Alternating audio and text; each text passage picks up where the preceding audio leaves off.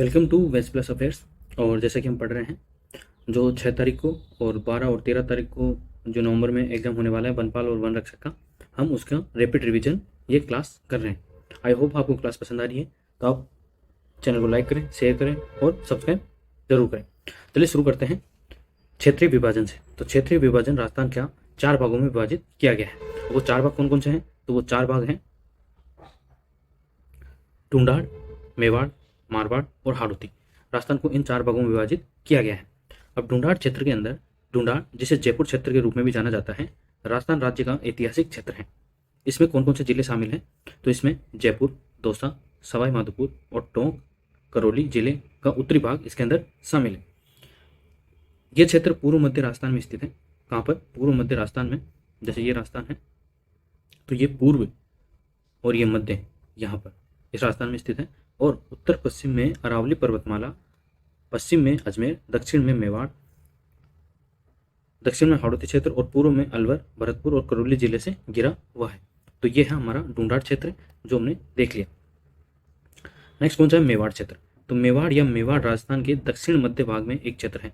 दक्षिण मध्य भाग में नीचे से थोड़ा सा ऊपर, जिसके अंदर वर्तमान में राजस्थान के झालावाड़ जिले में भीलवाड़ा, झालावाड़ हो गया, भीलवाड़ा हो गया, चित्तौड़गढ़ हो गया, प्रतापगढ़, राजसमंद, उदयपुर, ये प्रमुख जिले इसके अंदर शामिल है।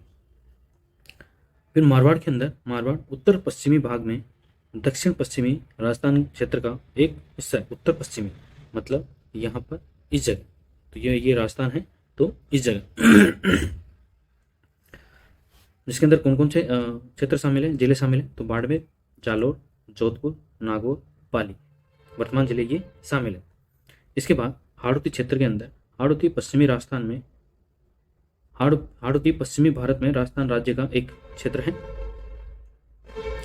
जिसे कभी बूंदी साम्राज्य कहा जाता था। सबसे बड़े शहर झालावाड़ और कोटा है हाड़ौती क्षेत्र के अंदर, जिसके अंदर से चंबल भी प्रवाहित होती है। यह आपको ध्यान रखना है। तो यहाँ से क्वेश्चन कैसे बनेगा? जैसे आपको ये जिले दे देंगे और जिले देके आपसे पूछ लेंगे कि यह जिला कौन से क्षेत्र के अंदर पड़ता है, ठीक है, और ये क्षेत्र कौन से जिले के अंदर आते हैं। तो वो ऐसे क्वेश्चन यहाँ से बन सकता है। नदियां हमने लास्ट वाली क्लास में देखी थी और ये फिर से आ गई। तो ये आपका रैपिड रिवीजन क्लास है। तो रिवीजन क्लास का मतलब यही होता है कि बार बार वो चीजें आए जो एग्जाम के पॉइंट ऑफ व्यू से इंपॉर्टेंट है। तो बनास नदी, बनास नदी अरावली रेंज की खमनोर पहाड़ियां जो कुंभलगढ़ से लगभग 5 किलोमीटर से निकलती हैं और राजस्थान के माध्यम से इनकी पूरी लंबाई साथ में ही बहती है। राजस्थान के मध्य से, माध्यम नहीं, राजस्थान के मध्य से बनास चंबल नदी की एक प्रमुख सहायक नदी है, जो सवाई माधोपुर जिले के खंडार ब्लॉक रामेश्वर के पास दोनों ये नदियां मिल जाती है। ठीक, चंबल नदी में जो बनास नदी कहाँ मिलती है? सवाई माधोपुर के रामेश्वर नामक स्थान पर ये मिल जाती है। यह सबसे लंबी नदी है जो केवल राजस्थान में बहती है। तो आपसे ये भी पूछा जा सकता है कि राजस्थान में बहने वाली सबसे लंबी नदी कौन सी है? तो वो है हमारी बनास नदी। माही नदी, तो माही नदी मध्य प्रदेश से निकलती है और राजस्थान के वागड़ क्षेत्र से गुजरने के बाद गुजरात में प्रवेश करती है और अरब सागर में मिल जाती है। भारत में अपेक्षाकृत कुछ पश्चिम में बहने वाली नदियों में से यह माही नदी एक है, जिसके किनारे पर लूनी नदी, साबरमती नदी, ताप्ती नदी और नर्मदा नदी है। भारत में अधिकांश प्रायद्वीपीय नदियां पूर्व में बंगाल की खाड़ी में या उत्तर की ओर गंगा नदी में बहती है। नेक्स्ट है लूनी नदी। तो लूनी नदी उत्तर पश्चिम भारत में थार रेगिस्तान में सबसे बड़ी नदी है। यह अजमेर के पास अरावली रेंज पुष्कर घाटी में उत्पन्न होती है। थार रेगिस्तान के दक्षिण पूर्वी हिस्से से होकर यह गुजरती है और 49 किलोमीटर की दूरी तय करने के बाद गुजरात में कच्छ के रण में दलदली भूमि में यह समाप्त हो जाती है। चंबल नदी, चंबल नदी मध्य भारत में यमुना नदी की एक प्रमुख सहायक नदी है और इस प्रकार अधिक से अधिक गंगा जल के निकासी व्यवस्था का यह एक हिस्सा भी है। नदी मध्य प्रदेश से होकर उत्तर पूर्व में बहती है, जो राजस्थान से होकर कुछ समय के लिए यह बहती है। तो राजस्थान से बहती है, ये तो आपको पता ही है। तो ये थी प्रमुख नदियां जो हमने रिवीजन भी हो गया और हमने पढ़ भी लिया। नेक्स्ट है हाड़ौती का पठार। तो हाड़ौती का पठार कहाँ पर है? हमने अभी देखा था क्षेत्रीय विभाजन। तो हाड़ौती के अंदर कोटा और जो बूंदी है वो जो दक्षिण पूर्वी जो राजस्थान का हिस्सा है वो इसके अंदर शामिल होता है। हाड़ौती क्षेत्र में राज्य का पूर्वी और दक्षिण पूर्वी हिस्सा शामिल है। इस क्षेत्र को स्थानीय रूप से पठार और ऊपर माल का पठार कहा जाता है। कौन सा पठार? ऊपर माल का पठार। तो इसका अन्य नाम क्या है हाड़ौती के पठार का? ऊपर माल का पठार। इसके अंदर भीलवाड़ा, बूंदी, कोटा, बारा, झालावाड़ जिलों को शामिल करता है। कौन सा पठार? हाड़ौती का पठार। हाड़ौती का पठार राजस्थान का लगभग 9.6% क्षेत्र शामिल है और यहाँ पर मुकुंदरा की पहाड़ियाँ हाड़ौती का पठार का हिस्सा है। तो सबसे इंपॉर्टेंट एक तो इसका ऊपर माल का पठार अन्य नाम है। ऊपर से यह राजस्थान का कितना प्रतिशत है? तो राजस्थान के क्षेत्रफल का 9.6% है और यहाँ पर मुकुंदरा पहाड़ियाँ भी स्थित है। नेक्स्ट है राष्ट्रीय राजमार्ग 71B। तो यह राजस्थान का सबसे छोटा राष्ट्रीय राजमार्ग है। इसका नया नाम राष्ट्रीय राजमार्ग 919 है। यह राजस्थान में भिवाड़ी से गुजरता है और हरियाणा की सीमा से जुड़ता है। यह राजस्थान में सिर्फ 5 किलोमीटर लंबा है, जबकि इसकी कुल लंबाई 72.90 किलोमीटर है। मतलब कुल लंबाई लगभग 73 किलोमीटर है, जबकि राजस्थान में केवल और केवल 5 किलोमीटर लंबा है, जो राजस्थान के भिवाड़ी से गुजरता है और हरियाणा की सीमा से जुड़ता है। पुराना नाम इसका 71B है, जबकि नया नाम 919 है। तो ये भी आपको ध्यान रखना है। अब है ये इंपॉर्टेंट, एक तो मेला है और ऊपर से स्थान, दूसरा है एक तो उत्सव और जिला। तो ये हम देखने जा रहे हैं। सबसे पहले मेले देख लेते हैं कि कौन सा मेला कौन से स्थान पर पड़ता है। दादू जी का मेला पड़ता है नारायणपुर, जयपुर के अंदर। गोमती सागर जो पशु मेला गोमती सागर जो पशु मेला है वो झालरा पाटन, झालावाड़ में पड़ता है। सन्नेश्वर का मेला सिरोही के अंदर पड़ता है। मात्र कुंडिया का जो मेला है वो रश्मि, चित्तौड़गढ़ के अंदर पड़ता है। तो आपसे क्वेश्चन पूछा जाएगा कि ये मेला कौन से जिले के अंदर या कौन से स्थान के ऊपर पड़ता है। सामलिया जी का जो मेला है वो मंडपिया, चित्तौड़गढ़ के अंदर। कल्पवृक्ष का मेला मांगलियावास, अजमेर। गपरनाथ महादेव का मेला कोटा के अंदर। वीर तेजाजी का मेला परबतसर, नागौर के अंदर। तीर्थराज जो मेला है वो मंचकुंड, धौलपुर के अंदर। मल्लीनाथ जी का मेला तिलवाड़ा, बाड़मेर। साहब का गुरुद्वारा चूरू के अंदर। जोहर चित्तौड़गढ़ के अंदर। ये बोरेश्वर नहीं है, ये है बेणेश्वर। क्या है? बेणेश्वर। और बेणेश्वर कहाँ पड़ता है? डूंगरपुर। यहाँ पे 3 नदियों का संगम होता है, सोम, माई और जाखम का। एक लिंग जी का जो मेला है वो कैलाशपुरी, उदयपुर के अंदर पड़ता है। नेक्स्ट है उत्सव और जिले। तो ये भी एग्जाम के अंदर मोस्ट इंपॉर्टेंट है, यहाँ से एक ना एक क्वेश्चन आपसे पूछा ही जाएगा। सबसे पहला है मेरा उत्सव। मेरा उत्सव कहाँ मनाया जाता है? तो वो चित्तौड़गढ़ के अंदर। हाथी उत्सव जयपुर के अंदर, और जयपुर के अंदर कहाँ पर? तो आमेर, जिसको अंबर भी कहते हैं और जिसका अन्य नाम क्या है? हाथी गांव। पर्यटन उत्सव जैसलमेर के अंदर। ऊंट उत्सव बीकानेर के अंदर। और मरु महोत्सव भी जैसलमेर के अंदर ही मनाया जाता है। नेक्स्ट है मारवाड़ उत्सव जोधपुर के अंदर। फुलडोल उत्सव भीलवाड़ा के अंदर। रेगिस्तान उत्सव जैसलमेर के अंदर। पतंग उत्सव जयपुर के अंदर। जो पतंग उत्सव होता है वो सबसे बड़ा राजस्थान में जयपुर के अंदर ही मनाया जाता है। मेवाड़ उत्सव उदयपुर के अंदर। गर्मियों का जो उत्सव होता है वो माउंट आबू के अंदर मनाया जाता है, क्योंकि ये एकमात्र हिल स्टेशन है राजस्थान का। तो ये प्रमुख मेले और स्थान देखे, उत्सव और जिले देखे। आपसे यहाँ इसको एक बार रिपीट करके देखिए वीडियो को, ताकि आपको अच्छे से ये याद हो जाए। स्क्रीनशॉट भी ले सकते हैं ताकि आपको याद हो जाए।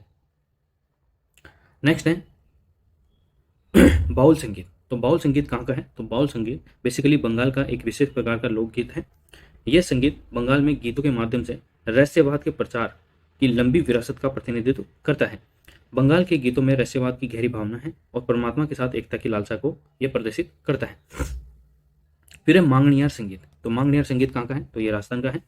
मांगणियार एक लोक गायन शैली है जिसे राजस्थान के पश्चिमी रेगिस्तानी इलाकों में उनके यजमान के मांगलिक अवसरों पर मांगणियार जाति के लोगों द्वारा गाया जाता है। किस किस जिले के अंदर? तो ये बाड़मेर, जैसलमेर और जोधपुर आदि जिले के अंदर मांगणियार संगीत काफ़ी फेमस है।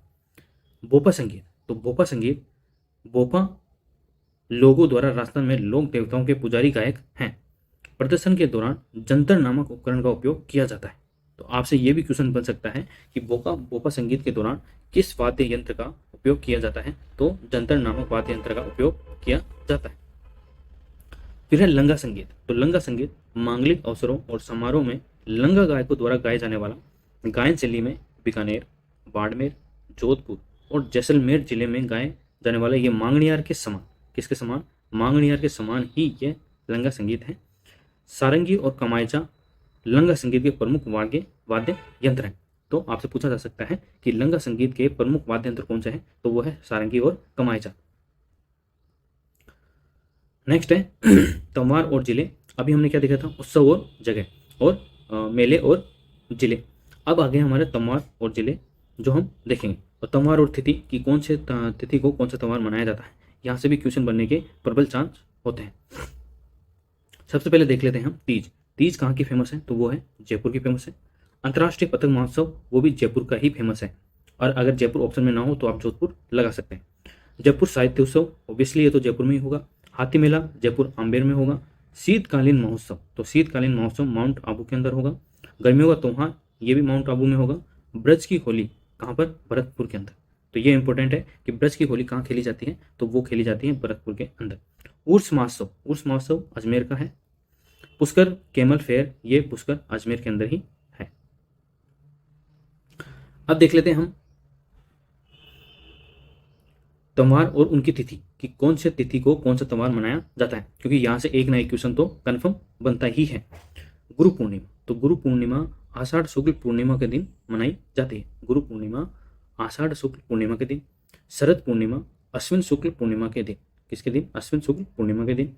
होली का त्योहार फागुन शुक्ल पूर्णिमा के दिन। पीपल पूर्णिमा वैशाख शुक्ल पूर्णिमा के दिन मनाई जाती है। तो आप रिपीट करके इस वीडियो को देख सकते हैं ताकि आपको अच्छे से ये याद हो जाए, या स्क्रीनशॉट भी ले सकते हैं। त्योहार और उनकी तिथि। अशोक अष्टमी चैत्र शुक्ल अष्टमी के दिन मनाई जाती है। नाग पंचमी श्रावण कृष्ण पंचमी के दिन मनाई जाती है। नीडरी नवमी श्रावण कृष्ण नवमी के दिन। गोगा नवमी ये इंपॉर्टेंट है, गोगा नवमी भाद्रपद कृष्ण नवमी। ऋषि पंचमी भाद्रपद शुक्ल पंचमी। रक्षाबंधन इंपॉर्टेंट है क्योंकि अभी रक्षाबंधन आने वाला है अगले साल। श्रावण शुक्ल पूर्णिमा के दिन। अनंत चतुर्दशी भाद्रपद शुक्ल चतुर्दशी। रूप चतुर्दशी तो यह कार्तिक शुक्ल चतुर्दशी के दिन मनाई जाती है। तो ये इंपॉर्टेंट है, आई होप आपको ये पसंद आ रहा होगा। नेक्स्ट है सुगाली माता। तो प्रमुख माता है, यहाँ से भी क्वेश्चन बनता है कि प्रमुख माता कौन से जिले से संबंधित है या किसकी इष्ट देवी है और इनका अन्य नाम क्या है। तो सबसे पहले देख लेते हैं सुगाली माता। तो सुगाली माता को बेसिकली क्या कहा जाता है, 1857 क्रांति की जो माता है वो भी इनको कहा जाता है, देवी के रूप में इनको पूजा जाता है। 1857 क्रांति की देवी के रूप में इनको पूजा जाता है। मारवाड़ के आवा में उसकी काले पत्थर से बनी प्रतिमा स्थापित की गई है, किसकी, सुगाली माता की। इनके 10 सिर और 54 हाथ थे, ऐसा कहा जाता है। उनकी प्रतिमा की ऊंचाई 3 फुट 8 इंच और चौड़ाई 2 फुट 5 इंच थी। आवा के ठाकुर चंपावत की ये कुलदेवी थी। किसकी कुलदेवी थी, जो आवा के ठाकुर थे उनकी ये कुलदेवी थी। सुगाली माता को 1857 क्रांति की देवी के रूप में भी जाना जाता है। वर्तमान में उनकी प्रतिमा पाली जिले के बागर संग्रहालय में रखी गई है। कहाँ पर रखी गई है, पाली जिले के बागर संग्रहालय के अंदर इनकी प्रतिमा रखी गई है। कुशाल माता। तो कुशाल माता महमूद खिलजी के खिलाफ जीत के मौके पर बदनौर में महाराणा कुंभा ने उनका मंदिर बनवाया था। किसका, कुशाल माता का मंदिर बनवाया था। कब बनवाया था, जब महमूद खिलजी के खिलाफ वो जीत जाते हैं तब कुशाल माता का मंदिर बनवाया था बदनौर में। उन्हें चामुंडा माता के अवतार के रूप में भी जाना जाता है, तो इनको चामुंडा माता के अवतार के रूप में भी जाना जाता है। बैरत माता उनके मंदिर के पास स्थित है, जिसे जाट बैरत के नाम से भी जाना जाता है। तो यहाँ से क्वेश्चन आपसे क्या पूछा जाएगा, एक तो कि कुशाल माता का मंदिर किसने बनवाया, तो राणा कुंभा ने बनवाया। क्यों बनवाया, महमूद खिलजी के खिलाफ अपनी जीत को प्रदर्शित करने के लिए इन्होंने बनवाया। कहाँ पर बनवाया, तो बदनौर के अंदर बनवाया। अन्य नाम इनका क्या है, तो इनका अन्य नाम चामुंडा माता है। नेक्स्ट हमारी केवाई माता। इनका मंदिर परबतसर नागौर के अंदर स्थित है। तो आपसे यही क्वेश्चन बन सकता है कि केवाई माता का जो मंदिर है वो कहाँ पर है, तो परबतसर नागौर के अंदर इनका मंदिर है। वह दहिया राजवंश की कुलदेवी है। तो केवाई माता किस राजवंश की कुलदेवी है, तो दहिया राजवंश की कुलदेवी है। उन्हें अंबिका माता के नाम से भी जाना जाता है। तो इनका अन्य नाम क्या है, अंबिका माता इनका अन्य नाम है। नेक्स्ट हमारी लटियाली माता। कौन सी माता, लटियाली माता। लटियाली माता का मंदिर फलोदी जोधपुर में स्थित है। तो आपसे क्वेश्चन बनेगा कि लटियाली माता का मंदिर कहाँ पर है, तो फलोदी जोधपुर के अंदर इनका मंदिर है। उन्हें खेजड़ बेरी राय भवानी के नाम से भी जाना जाता है। तो इनका अन्य नाम क्या है, खेजड़ बेरी राय भवानी इनका अन्य नाम। तो ये हमने देखी प्रमुख माताएं। आई होप आपको पसंद आई हो, आपको समझ में आ गया हो। नेक्स्ट हमारे प्रमुख लोक नृत्य और यूनेस्को की अमूर्त विरासत स्थल जो इंडिया के अंदर है और राजस्थान के अंदर कौन कौन सी है वो भी हम देखने वाले हैं। भव्य लोक नृत्य कौन कौन से जिलों के अंदर किया जाता है, तो भवई जो लोक नृत्य है वो उदयपुर चित्तौड़गढ़, बांसवाड़ा और डूंगरपुर जिलों में भव्य लोक नृत्य किया जाता है। चरी लोक नृत्य गुर्जर समुदाय की महिलाओं के द्वारा किया जाता है और इसका जो प्रमुख स्थान है वो किशनगढ़ अजमेर है प्रमुख स्थान। अब वो देख लेते हैं कि भारत से जो यूनेस्को की अमूर्त विरासत स्थल है वो कौन कौन सी है, कितनी है। पहले तो लगभग 12 होंगी, 1 2 3 4 5 6 7 8 9 10 11 12 13 है। तो सबसे पहले वैदिक जाप की परंपरा, रामलीला रामायण का पारंपरिक प्रदर्शन, कुटियाट्टम संस्कृत थिएटर, रामन गढ़वाल हिमालय का धार्मिक तोमार और अनुष्ठान थिएटर, केरल के मुदियट्टू अनुष्ठान थिएटर और नृत्य नाटक, राजस्थान का कालबेलिया लोक नृत्य 2010 में इसको यूनेस्को की अमूर्त विरासत स्थल में शामिल कर लिया था। छऊ नृत्य ये असम का है। लद्दाख के अंदर जो बौद्ध मंत्रों का जाप किया जाता है वो इसके अंदर शामिल है। संकीर्तन ये जैनों के जैन अनुष्ठान है। मणिपुर का गायन ढोल बजाना और नृत्य, पंजाब का जंडियाला गुरु के टटेरों के बीच बर्तन बनाने का जो पारंपरिक पीतल और तांबे का शिल्प है वो भी इसके अंदर शामिल है। योग जो अंतर्राष्ट्रीय योग दिवस 21 जून को मनाया जाता है, तो ये भी आपको ध्यान रखना है। नवरोज ये पारसियों का एक त्योहार है जिसको शामिल कर लिया गया है। कुंभ मेला, तो कुंभ मेला 12 वर्षों में एक बार लगता है, ये भी आपको ध्यान रखना है, इसको भी शामिल कर लिया गया है। इनको याद रखना है आपको क्योंकि एग्जाम के अंदर ये क्वेश्चन बन जाते हैं। अब प्रमुख लोक देवता, जिसमें सबसे पहले हमारे गोगा जी। गोगा जी का जन्म ददेरवा चूरू के अंदर होता है। इनके पिता का नाम जीवरजी था, माँ बाछल थी, पत्नी का नाम केलमदे था। मास्टर इसके कौन थे, तो गोरखनाथ जी इनके मास्टर थे। पवित्र पीठ इनकी कहाँ पर है, तो गोगा पवित्र पीठ कौन कौन सी है, तो एक तो गोगा मेडी है, एक है शीर्ष मेडी। फिरोज शाह तुगलक ने मकबर नुमा आकार में गोगा मेडी का निर्माण किया था। तो आपसे पूछा जा सकता है कि एकमात्र हिंदू शासक सॉरी मुस्लिम शासक जिसने गोगा जी का जो गोगा मेडी है उसका निर्माण किया था तो वो कौन था, तो वो था फिरोज शाह तुगलक। गोगा मेडी को दुर्मेडी के नाम से भी जाना जाता है। इसके मेन गेट पर बिस्मिल्लाह साइन लिखा हुआ है। गुरु गोरखनाथ ऑस्टेरिटी साइट नोला पार्क भी इसी में स्थित है। तो आपसे पूछा जा सकता है कि गुरु गोरखनाथ ऑस्टेरिटी साइट नोला पार्क कहाँ पर है, तो वो कहाँ पर है, फिरोज शाह तुगलक की गोगा मेडी के अंदर। शीर्ष मेडी गोगा जी से संबंधित है, जहां उनकी मृत्यु के बाद गोगा जी का सिर गिरा था। यह चूरू के ददेरवा में स्थित है, तो ये भी आपको ध्यान रखना है। फिर है हमारे पाबू जी। तो पाबू जी को ऊंटों के भगवान, प्लेग के रक्षक देवता, लक्ष्मण के अवतार के रूप में जाना जाता है। किसको, पाबू जी को।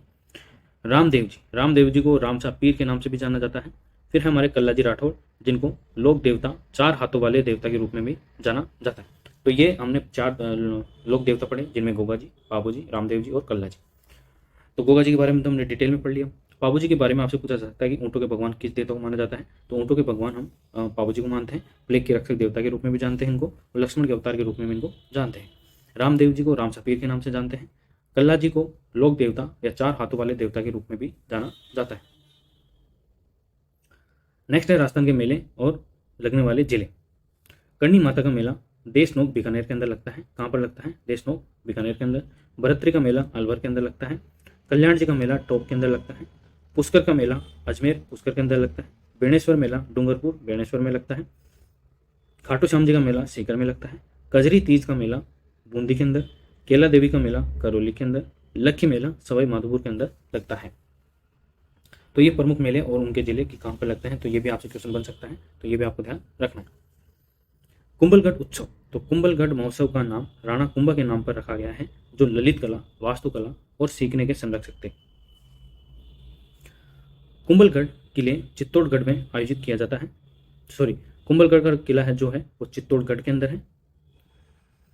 यह महोत्सव राजस्थान के संस्कृति और विरासत को बढ़ावा देने के लिए राज्य के पर्यटन विभाग द्वारा आयोजित किया जाता है। जो कुंभलगढ़ उत्सव है, तो राज्य का जो पर्यटन विभाग है, टूरिज्म डिपार्टमेंट है, वो इस उत्सव का आयोजन करता है। राणा कुंभा का जो शासनकाल है वो 1433 से 1468 ईस्वी तक था। ये मेवाड़ के सबसे बहादुर शासक और प्रसिद्ध शासकों में से एक थे। उन्होंने मालवा के महमूद खिलजी पर अपनी जीत की याद में चित्तौड़गढ़ में प्रसिद्ध विजय स्तंभ का निर्माण भी किया था। तो ये भी आपको ध्यान रखना है कि विजय स्तंभ का निर्माण किस जिले में किया गया था, तो वो चित्तौड़गढ़ जिले के अंदर किया गया था। किसके द्वारा, राणा कुंभा के द्वारा। क्यों किया गया था, तो महमूद खिलजी पर अपनी जीत के उपलक्ष्य में यह निर्माण किया गया था। आई होप कि आपको ये सीरीज अच्छी लग रही होगी, आपको ये सीरीज का लाभ भी मिल रहा होगा क्योंकि आपका रिवीजन हो रहा होगा। तो रिवीजन मोस्ट इंपॉर्टेंट है एग्जाम से पहले, क्योंकि इसी की वजह से हम अच्छा मार्क्स स्कोर कर पाएंगे। अब फिर से माताएं आ गई हमारी। घेवर माता, तो घेवर माता इनका मंदिर कहाँ पर है? तो राजसमंद में इनका मंदिर है। कहाँ पर है? राजसमंद के अंदर। और इसका जो मंदिर है वो राजसमंद झील के अंदर एक महल है, उसके ऊपर बना हुआ है। घेवर माता ने ही राजसमंद झील की नींव रखी थी, और घेवर माता ही एकमात्र लोक देवी है जो अपने पति के बिना सती हुई थी। तो ये मोस्ट इंपोर्टेंट माता हो जाती है। एक तो पति के बिना सती हुई थी, दूसरा राजसमंद झील की इन्होंने नींव डाली थी, और इनका मंदिर राजसमंद झील के अंदर जो महल बना हुआ है उसके ऊपर इनका मंदिर बना हुआ है। और सती प्रथा जो आधुनिक भारतीय इतिहास है उसके अंदर कब समाप्त हुई थी? तो सती प्रथा का जो समाप्ति है वो 1829 में राजा राम मोहन राय के द्वारा इनकी समाप्ति कर दी जाती है। बाण माता, तो बाण माता का जो मंदिर है वो कहाँ पर है? नागदा के अंदर है। और नागदा कहाँ पर पड़ता है मुझे कमेंट बॉक्स में बताइए। उनका मंदिर चित्तौड़गढ़ में स्थित है, नागदा चित्तौड़गढ़ में, तो मैंने ही बता दिया है। उनका मंदिर उदयपुर के केलवाड़ा में भी स्थित है, और वह गुहिल और सिसोदिया राजवंश की कुल देवी है। किस किस की? गुहिल और सिसोदिया राजवंश की कुल देवी के रूप में कौन सी माता को जाना जाता है? तो वो बाण माता को जाना जाता है। रतासन माता, रतासन माता, जो रतासन माता है उन्हें राष्ट्र सेनी देवी के नाम से भी जाना जाता है। तो आपसे पूछा जा सकता है कि राष्ट्र सेनी देवी के नाम से कौन सी माता को जाना जाता है? तो वो है हमारी रतासन माता। उनका मंदिर नागदा चित्तौड़गढ़ में है। एक लिंग जी मंदिर के पास बप्पा रावल ने इनका मंदिर बनवाया था। तो रतासन माता का मंदिर किसने बनवाया था? तो बप्पा रावल ने इनका मंदिर बनवाया था। करणी माता का मंदिर, इन्हें मूल सचुओं की देवी के रूप में भी जाना जाता है। उनकी इष्ट देवी टेमराजी थी। करणी माता की इष्ट देवी टेमराजी थी। उन्हें अवार माता के अवतार के रूप में भी जाना जाता है।